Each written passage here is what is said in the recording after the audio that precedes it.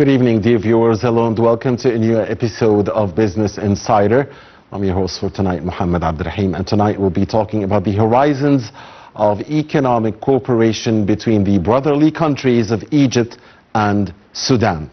And we have with us in the studio engineer Omar Hussein, and he's member of the Chamber of Commerce and Industry in Sudan. He's also the founder of the Foreign Map program. We'll be talking about that, and the CEO of the African Trading and Investment Corporation, and an advisor on industrial projects. A very good evening to you, Engineer Hussein. Thank you very much for joining us. Welcome to the program. Allow us, please, dear sir and dear viewers, first to watch a report about our main topic for tonight, and when we'll come back, we will start our discussion. Please stay with us. Thank you. Egypt and Sudan share deep-rooted economic ties that stem from geography, history, and mutual interests, particularly as Nile Valley neighbors. Their cooperation spans trade, investment, energy, agriculture, transport, and infrastructure, and has strategic importance for both economies. Recently, Minister of Investment and Foreign Trade Hassan Al-Khatib met with Sudanese Minister of Minerals Noor al-Daim Mohammed and his delegation to explore ways to strengthen economic relations between Egypt and Sudan. The meeting also reviewed a range of issues of mutual interest. Minister Al-Khatib reiterated Egypt's continued commitment to supporting Sudan's stability and economic development. He emphasized that Egypt's support aligns with its broader position of backing Sudan's efforts for peace and progress. The minister also highlighted Egypt's ongoing investments in infrastructure, noting that over the past decades, significant resources had been directed towards creating an attractive investment environment. Minister Al-Khatib further stressed the need to implement a clear action plan to enhance trade exchange and investment cooperation between the two countries. He called for concrete steps to maximize joint efforts and increase mutual economic activity. This meeting, he noted, marks the beginning of establishing solid foundations for future economic cooperation aimed at boosting trade volumes and fostering mutual investments. Additionally, Minister Al-Khatib proposed the establishment of an Egyptian-Sudanese Business Council and emphasized the importance of strengthening ties between the business communities of both countries. He expressed readiness to lead the first Egyptian business delegation to Sudan in the near future. The Ministry of Investment and Foreign Trade is also eager to cooperate with Sudan in the gold sector and fully utilize the country's mineral resources.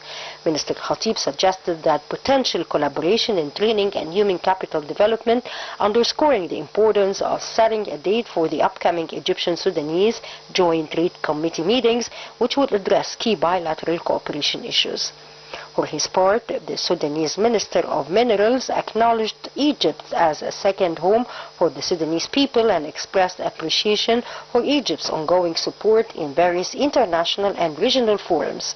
He emphasized the need for increased business forums and reciprocal visits between the two nations' business communities to boost cooperation across diverse economic sectors and uncover new opportunities.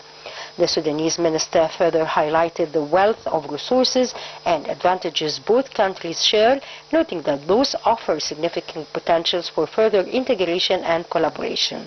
He expressed Sudan's eagerness to strengthen economic and trade relations with Egypt, particularly in human development, while benefiting from Egyptian expertise in various fields.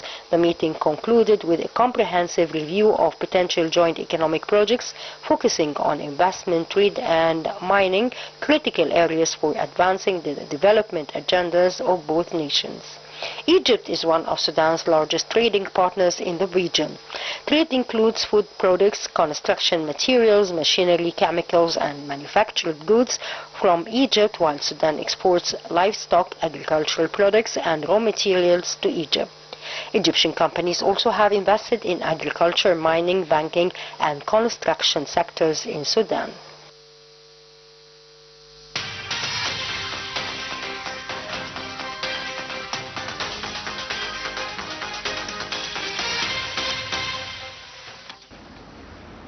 All right, welcome back, dear viewers. Thanks for staying with us. Many thanks to Abir Hussein and Rasha Abdul Hamid for this report. And we're back here in the studio with Engineer Omar Awad Hussein, the member of the Chamber of Commerce and Industry in Sudan. And by the way, Engineer Hussein is also a former presidential candidate in the Republic of Sudan. That was in the year 2015. Engineer Hussein, thank you for joining us again. Now, first of all, as the founder of the Foreign Map program, which aims at discovering the horizons of potential integration between the Egyptian and Sudanese economy, tell us about that program, how the idea was, first came to you, and the main parameters of the program, and how far have you gone in the program? Okay, actually, first of all, thank you for inviting me for your program. And actually, the program for Foreign Map, it was the idea like making the integration between our two countries, between Egypt and Sudan. And because the relations between the two countries is for a very long time ago, and it is like, it is about culture, about the people, about not only like economy, not only about business. People from Sudan, people from Egypt, they are related together with each other. Even the tribes are going inside it, even with the religions, the Muslims, the Christians. We were one country until the 1950s, right? This is during the King Farouk. They used to say the King of Egypt and Sudan. The idea, as I said, is the integration. We want to do the integration as like economical integration and political integration, because now the world is going to, all the world is going into united together, like the Gulf now. They are having the Gulf Union. The European Union also, they don't have the same language, they don't have same different ideas, but at the end of the day they have to come united together. When you are united together, then you become very strong. In the side of the political, I think when to be leader in the area, you have to like having your you have like you have like... You can say it in Arabic, I'll try to translate it. It's okay. The decisions? You have the decisions together, so you will be very, very strong in giving the decisions in the area, because at the before 2 decades, Egypt was leading the area in Africa and in the Arab countries. Now, if we become like one country, if we become like one voice, so we can do a lot of things inside of the political issues, which is now facing Africa and facing the Arab countries, and we can decide to do our voice will be listened from other countries. From the point you mentioned. And Egypt and Sudan always, by nature, share a common destiny. And when you talked about the need to have decisions or resolutions that serve the interests of the brotherly peoples of Egypt and Sudan, maybe one area, and you mentioned politics, you're a former presidential candidate, so I can give myself the liberty of asking you some politically oriented questions. Sure. Certainly one of the that has to do with the economy as well, because we're here in Business Insider. Certainly one of the main challenges that both Egypt and Sudan face right now is the water security issue and the potential threat from the Ethiopian Renaissance Dam, and the need to coordinate and have a unified stance regarding this. What can you tell us about that issue? Okay, I think this is one of the hottest issues during these days, because I think yesterday they opened the official dam. Inauguration. Yeah, inaugurated the dam. The problem is that Ethiopia is taking unilateral decisions from the beginning during the designing, construction, building. And now the problem we are facing, the downstream countries like Egypt and Sudan, The problem is that if they don't give us the access, like controlling the flow of the water from the dam, this will make a bit serious for our both countries. The most country will be affected actually will be Sudan, because we are so closer to the dam, and the idea is it have advantages and disadvantages. The advantage is, like, for example, it will make the flow of the water in the Nile is a regular flow. Also, the water is coming from Ethiopia is like 80% in the Blue Nile, while the White Nile is coming the 20% other sides. Controlling it, the 80%, this will be very serious for our country, because the water Nile is the life source, giving the life for both of our countries, not only drinking water, but for irrigations and for a lot of things. Even the Nile, we use it for transporting goods and transporting people. If Ethiopia still is insisting, like, to control unilateral filling and unilateral controlling for the dam, this will affect our irrigation system, will affect our irrigation system, will affect even maybe if anything happen in the future, like disagreement between us and between Ethiopia, for example, and this could be happening, could come up to the table. They can close the water, and it will be drawn. Also, the water, they cannot close it at all closely 100%, because at the end of the day, the people who understand it, they know what, even if you close the flow of the water, automatically the water will come up from the other side. But this will affect the security of the dam, and this will be very risky for our countries. But you agreed that there is a need for a unified stance between Cairo and Khartoum towards this water security threat. This definitely, because I think we all know about the Nile Basin Agreement.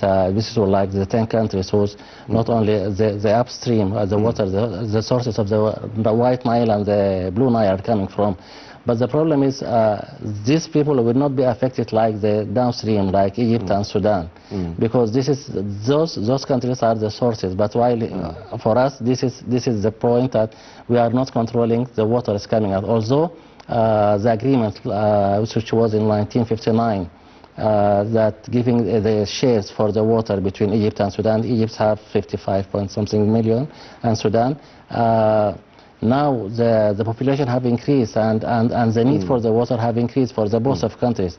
Is the question, is still Ethiopia is going to insist, like, giving us only this quantity of water for both countries, or it have to increase it again? It have to increase it first, so we can use it for the more demand. Are we optimistic that we're going to find a friendly solution to this, or do you think there will be a standoff? Definitely we'll find a political, diplomatic solutions. I'm sure of this, because at the end of the day, what can they do? They cannot close, as they say, they cannot close the tape. You see, this question has to do with our program, because if we say that there is horizons of economic integration between Egypt and Sudan, one of the main areas is agriculture and irrigation. It has to do with water and the need for water. And for decades now, we've been saying that Sudan is the bread basket of Africa. It can be the bread basket of Africa, not only the region. So what can you tell us about this, and about is this an overstatement, because we've been hearing it for decades? Or is this the case? Sudan is so rich when it comes to the potential of agriculture there, that it can be the breadbasket of Africa. And at a time when food security is a threat to the region and to some parts of the world, yes, Sudan can be there for Egypt, for Africa. Yeah. Actually, Sudan have more than 200 million faddans of fertilized lands. Can you imagine?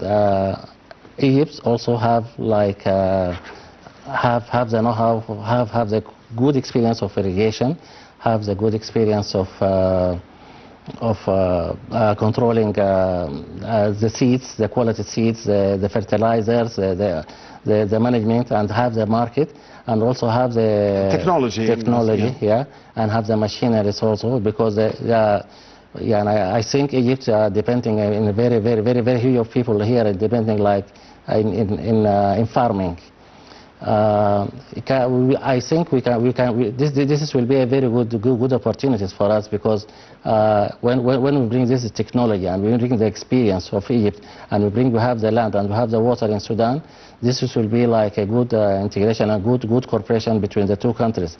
But the point, not giving it only to the businessman, it have to be secured by the two governments. It have to give it more officials, have to make more secure, have to put new laws, new regulations, so the investors, when they come to invest between the two countries like this, it will be more secure for them. Other side, for example, I know for due to my studies, I think Egypt exporting wheat, exporting sugar. Instead of this, we can farm this in Sudan, and then we importing. You mean importing? Sorry, importing. Sorry, importing from outboard. And we can farm it in Sudan, and then we have well, there is no better place to import than Sudan for Egypt, I guess. Import it for we farm it in Sudan, and then we bring it and process it in factories in the borders or whatever in Sudan or in Egypt, and then this will be like a food security for both of countries. And instead of this, not only food security for us, but we can export it to the African, to Ethiopia. Thank you very much. Because you know the population of Sisi is very high. 60 million, I think. No, more than 100 and something. The population is more than the Egyptian people. Yeah, this is true.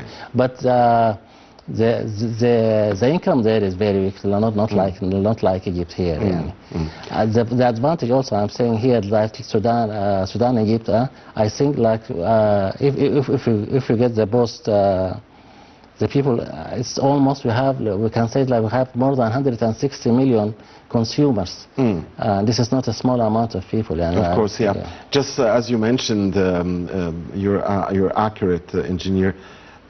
Hussein, 132 million is the official statistic for the population in Ethiopia, and that's more, of course, than the 100 and I don't know, 810, 120 something the Egyptian population.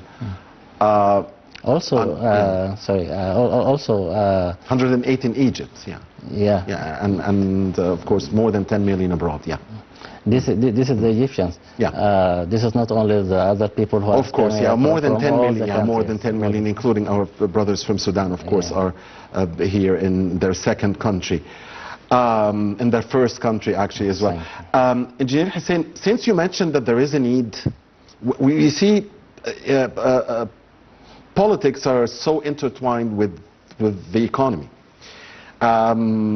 We can't talk economy without mentioning politics. You said that there is a need for more cooperation between the governments of Cairo and Khartoum, and not only the businessmen and business people. Allow me to ask you about the current situation in Sudan. How is the current situation in Sudan like, and where are we heading in this beautiful country of Sudan? Describe to us, when will this end? When will the war end? When will the humanitarian suffering of a lot of people in some areas of Sudan end? Where are we, and where are we heading? Okay. Actually, the problem from now, the situation in Sudan, the war in Sudan now is happening. This is like what is happening now. I don't think have been happening in any African countries during the last century, or the last 2-3 centuries backwards. Very unfortunate. Because the RSF area, this what they call the militia. They say they are coming under the umbrella of democracy. They told us they are going to bring democracy to the people, to the Sudan, but actually this is not happening. And all the media and all the countries, they see what these people are doing. In our people, they steal our resources, they steal everything. But the point I'm saying that this is the chance. War sooner or later is going to stop. Maybe I'm one of the people who are lacking that. Every war in the world haven't been solved only by negotiations. Some people they say no, they have to finish it by under the war. Okay. But I think one day they have to come and sit together and have to negotiate it for the case sake and of for Sudan. the sake of the Sudan and the people of Sudan. Another thing. Are you optimistic this is going to happen anytime soon? Because the suffering is bad. There's Definitely. We have now tens of millions are suffering. Tens of millions, more, You can't believe how many people have left their houses, have been leaving not only from Khartoum, moving to another states, but moving to another country, all the neighbor countries. There are areas facing malnutrition, right? Yeah. And starvation, I think. Yeah, and this is in Darfur. This is happening in Darfur, and the United Nations says this is one of the worst starvations happening now in this year, and this militia is closing the area, which was called Darfur and Niala, and surrounding it and not allowing any food or not any aid, any humanitarian What's aid. the estimate for the current population of Sudan, Engineer Hussein? To the 40 something. 43, 44 for something. And this is the last one. I think it's 200, 2018, 2019. Okay, like this. so it must be more than. But now, after the war, I think we have lost most of our young people, most of our women, most Very of our sad, men, during this war. Some data I give from the UN or from some organization, actually not the UN, they are saying that the total people who have lost now in this war, now this is coming for the third year, it exceeds more than 100,000 have been killed from both sides. And this is not a small amount of people. Of course, of course. We hope and pray, of course, for an end to the war and to the suffering in Sudan. Now, Engineer Hussein, how do you see the current trade relations between Egypt and Sudan, and how much can we upgrade them? Okay. Actually, last year, the trade between Sudan and Egypt, it was almost $1.2 billion. And no one can say, oh, this is a big number. But I'm telling you, the year before it was 1.4 billion. And this means that because of the war, because of the situation, we are losing chances. We are losing chances for doing more business or to increase. Instead of increasing, we are declining down. But now I think this is always I used to say when the war ends up, the resources is already there. We have the resources under the ground, we have the land, we have the water, and we have the men. So we don't. Whatever the war took, things will be already existing there in Sudan. So this is the chance for us to increase it again. And this is the right time for Egypt, I think, to come and do like integration integration with Sudan in many different aspects. And they can do it in the farming, they can do it in the livestock, because the data also, have a lot, a huge amount, one of the biggest countries in the cattle in Africa and even in the world, And we have So even after the depletion, the assumed depletion that the war caused, you believe that still Sudan is very, very rich in livestock, even after all of this mess. Even after all of this, after all this. Like, the problem is what? The problem is that, for example, there was a trading protocol between Sudan and Egypt for the meat, livestock meat between, and it was a very big agreement, but after the war it declined down, because most of the cattle, most of the livestock, this is in the area of Darfur, and so this RSF, the militia, have closed. They said nothing is allowed to go for Egypt, and they so it makes the business between Sudan and Egypt is going down, even in the seeds, like in the sesame, in all aspects of business coming from that side, they stop it. And this is why now Egypt is looking for another country, is bringing, for example, meat from very far, from India or from Brazil, and now they are looking to bring it from Chad. I have some of my friends, they told me that, still our meat is a good one. Sure. And also the price is very good, and because the area transportation, we have like two gates, two borders gates between Egypt and Sudan. One is Argin and one is also between Halfa, and they have the roads very long from. I want you to. Can you imagine, like if there is a factory in Alexandria, and this the trucks can take the goods from Alexandria till Khartoum and even till Juba. Egypt, and I have looked for the data. Egypt, I think 2024 they have like 140 something thousand kilometers of roads. And this is the real infrastructure. Right. This is the second country in Africa having this amount of roads paved and in a well situation, I think. So this is the chance for Egypt. Okay, they prepared the infrastructure in their country. Now they want to move the goods. Now they want to do business instead going outside of Egypt. Okay, you can come and take the raw materials. Instead of taking the raw materials and move it to here and manufacture it, why don't we cooperate together? We have the raw materials, you have the machinery, you have the technology, you have the know-how, and you have the market. Together we can make a good deal. Yeah, but how much of it is seeing obstruction again due to the war? So it's so. I mean, surely, as you mentioned, the numbers talk. So for things to really improve in the potential economic integration between Egypt and Sudan, of course, an end of the war in Sudan would definitely help in this regard, and will make for potentially a huge uptrend in cooperation.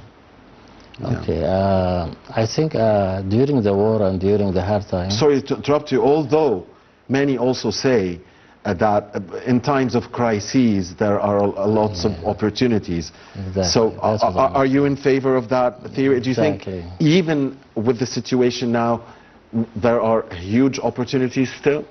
This is my belief. During the hard time, if you don't come and support me, I don't think I will in the hard time, if you don't come and stand beside me, I don't think this will be useful for you in the future.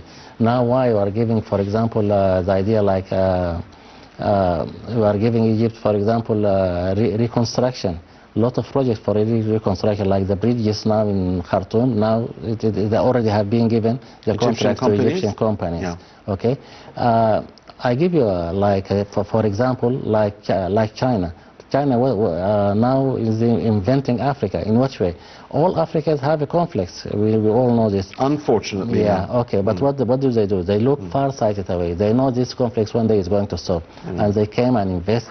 And not investing only like paying money, no, but they invest in a lot of things, investing in big, huge factories in agriculture, investing, and the processors, they make the chain, supply chain until the end. They invest in sustainable projects. Yeah, for the future, and they know they make a guarantees with the and you know the Chinese people, they have a good relations always with the government and the people and the people on the other side so they protect their business. Yeah, and this is what's happening because most of their investments in Africa is in the fuel field. Yeah. So they have to be securing from here and from here. And this is the business how it works. Engineer Hussein, mining and gold are very sensitive, very sensitive businesses, but there are also potentially an area of big cooperation between Egypt and Sudan. What can you tell us about this specific area? Sudan is very rich with minerals. Not only gold, but it have copper, it have iron, it have magnesium, a lot of minerals under the ground. And even I think this is a good opportunity, but we don't have the resources, we don't have the infrastructure to get these minerals from the ground. I think if we also here the steel factories here, they used to bring the raw material from outside, and Egypt is one of the biggest manufacturers for steel. Yes. Sudan have this raw materials, but it's under the ground. The cost, for example, for 1 year here exporting this raw materials for Egypt, it goes more than $1.6 billion. If you bring like a medium mine for steel, and you do the whole thing, you do the railway, you do the factories, the everything. Yeah. It's have like a small study. Okay, it won't cost you like more like $800 million.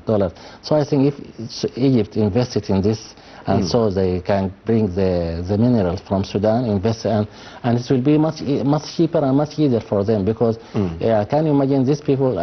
Egypt is bringing these raw materials from Canada, bring it from Croatia, from very far countries. The shipping also, the shipping and the transportation issues is very high. But here from Sudan, we have already the roads already built there. We can do like the river. We can use the river, Nile River, for transporting goods. Another thing, I think this will be very useful for the two countries. Yes. Like we're doing when they do the business together, for example in mining and taking the raw material for steel to bring it to manufacture as a finished product steel. You don't need to use hard currencies and open a big LCs for other countries. We can make like the two central banks together deal, everyone dealing trade with in the same respective currency. local currencies of both countries. Exactly. And when you take this, and so Sudan will find what is useful for them from here, from Egypt, and you can send the cement, for example. You can send, after you process the steel, you can send it back for the reconstruction of the Sudan again. Besides, both of them are pounds. Exactly. Of course, the Egyptian pound and the Sudanese also, pound. although our pound they have now the same name naturally. Egypt and Sudan go a long way, really, and they share a lot when it comes to history, when it comes to culture, when it comes to civilization. And I know that Sudanese people love Egyptians, and Egyptians love the Sudanese people. This is a fact. How do you find your personal stay here in Egypt? Actually, we used to come to Egypt for the holidays since we were very young with my parents and my father. And I studied here in Egypt. I have my bachelor, the Bachelor of Engineering from here, from Arab Academy in Alexandria.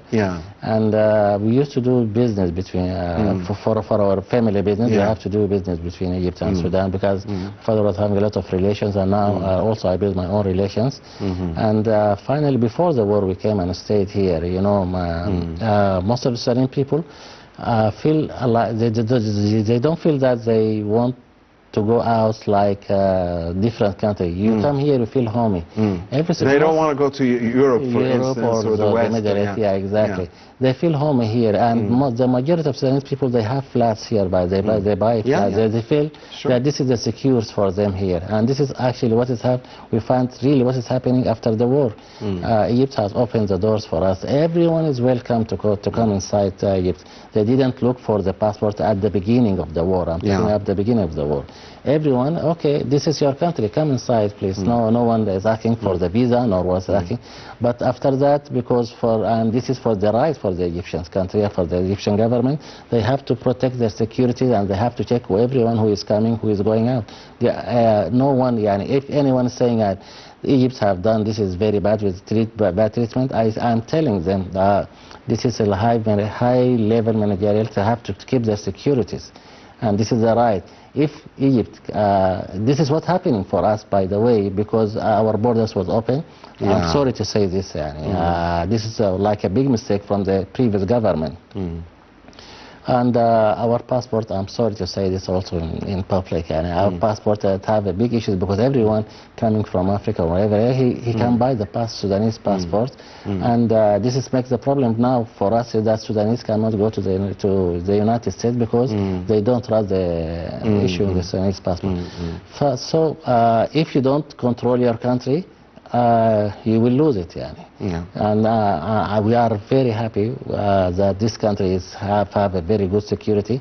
We feel safe, and we are very happy that you and the rest of our Sudanese brothers and sisters are here with us in again their second or even first country. Finally, Engineer Hussein, because we only have a couple of minutes left, how do you see the future potential integration between Egypt and Sudan economically?